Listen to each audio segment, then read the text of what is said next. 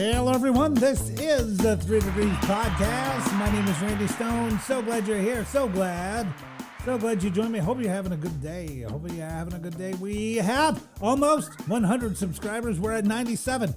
Get 3 more people to hit the button on YouTube and go over to YouTube, and we'll hit the button for 3 more subscribers, and then we'll be over 100, and then it's all downhill from there. All downhill from 100. Since we started at 0, 100 is good. Let's talk about relationships.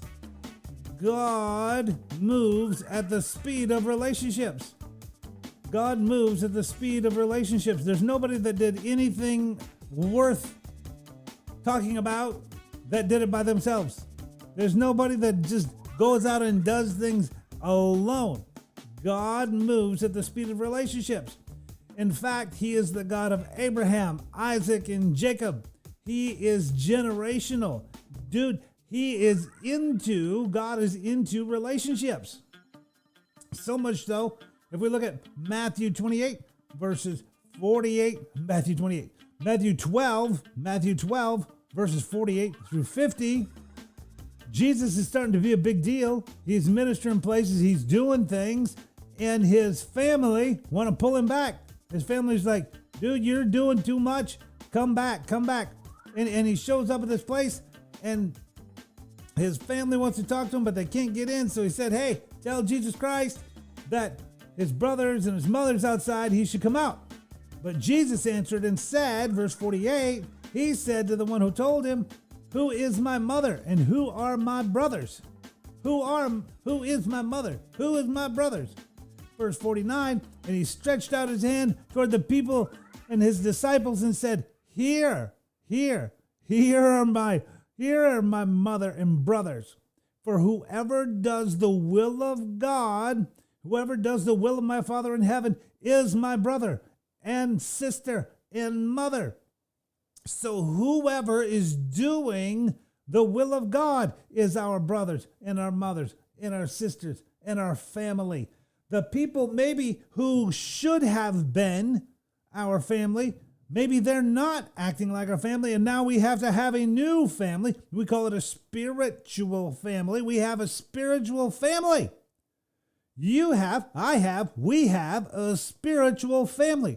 People that stick. It says in Proverbs 18, verse 24, a man who has friends must himself be friendly. But then it says this, there is a friend that sticks closer than a brother. So there's a friend that sticks closer than a brother, closer than their family. Sometimes the people that we have in our spiritual family are closer than the people in our natural family. Sometimes the people in our spiritual family are closer than the ones in our natural family. God moves at the speed of relationships. He wants you and he wants me to be accountable. Why do we need to be accountable? Because if we're not accountable, we can just get off track and just keep going off track. There is no one there to help pull us back on track and to be accountable. So if we're on our way to a destination, the quickest way is right, crow flies just straight as an arrow. But usually there's things that happen that toss us back and forth. So if we have relationship, if we have accountability, then there are people who can pull us back into line about where we're supposed to be. There's people that can tell us we look sharp. We need people to tell us, hey, you look sharp sometimes. There's people to tell us, hey, man, your head is in the wrong place. Your head's in the wrong place. Let's get it back in the game. We need relationships. We need people who are on our side. And then we look at 2 Samuel chapter 9, verses 6 through 8. Now this is about Mephibosheth. They could have thought of a better name like Frank or Bill, but it's Mephibosheth. I'm sure in the time that came out just fine. Like his dad's name is John. How easy is that? Mephibosheth's dad's name is John. And he just wanted to make it longer, I suppose. Anyway, now when Mephibosheth, the son of Jonathan, the son of Saul, had come to David, he fell on his face and prostrated himself. Then David said to Mephibosheth, and he answered and said, Here is your servant. So David said to him, Do not fear, for I will surely show you kindness for Jonathan your father's sake, and I will restore to you all the land of Saul your grandfather, and you shall eat bread at my table continually. Then he bowed himself and said, What is your servant that you should look upon such a dog as I? You see, when we are in relationship with God, it's not about who we are. Mephibosheth was when David became king, usually what happened was the new king would take care of, meaning like they would take care of the family of the previous king. And so in this ruckus, when David became king, Mephibosheth was Jonathan's son. So the servants took Jonathan's son, dropped him down, and they dropped him. And he broke his ankles. And his ankles stayed broke. So then he couldn't run around and play like the other boys. And so he was a cripple.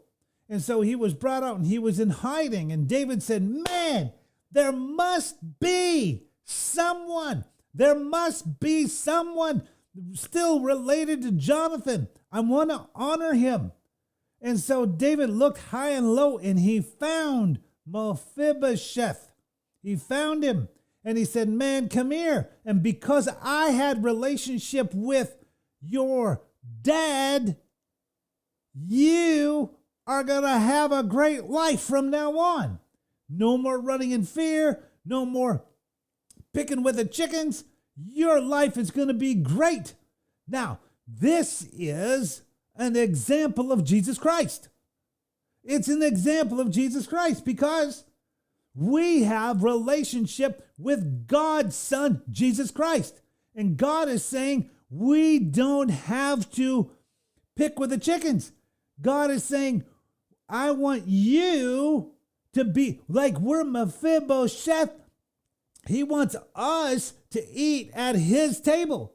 He wants us to come up where he is. He comes out to look for us, just like David looked for Mephibosheth. God is looking for you. God is looking for me so that we can go to his table. Is that a good word? Yes. Yes, it is. That's a great word. God is looking for you. He's looking for me. He wants to raise us up and bring us into the family. He wants to bring us into his family. He wants us. He wants you. He wants me to be a part of his family. It's a great thing. And so we don't say, oh, why do you look at your servant? You should look upon such a dog as I, such a dead dog. He says dead dog. Dead dog. We're no longer dead dogs. We're not. We're righteous. We're saved. We are brought into the family of God. We're no longer a dead dog. You're no longer a dog that's dead. You're a new creation created in Christ. All things have passed away, and that is good news. This is the 3 Degrees Podcast. My name is Randy Stone. Hey, hit the like, hit subscribe. 3 more subscribers to get to 100. 3 more subscribers on YouTube. Hope you enjoyed it. Till next time, God bless. See you soon.